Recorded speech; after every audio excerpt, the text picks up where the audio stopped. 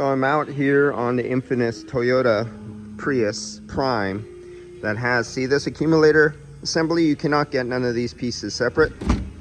And this is like $1,800, $2,300. Depends which one it is how much it is.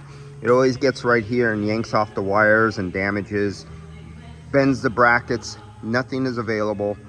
Now, some of these come with the oil, and he said this one did not come with the oil, but they don't tell you you need 3 ounces of oil in this sucker.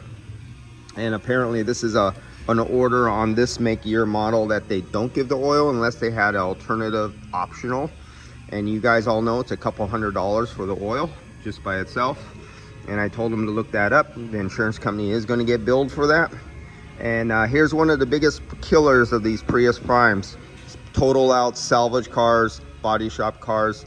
The guys just take this, they put it on here, they don't know to put oil off, or they send it to the shop down the street and he doesn't know a part was changed on it. Most guys at most will look in the front and go, oh, that's the old condenser.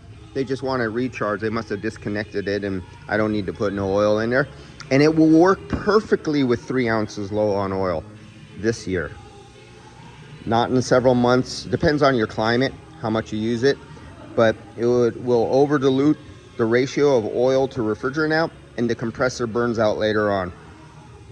Biggest #1 killer: lack of knowledge, lack of reading, and screw the universal oil. If you're gonna get something like this and pay this much, get the regular oil, the proper oil for this one, the ND11.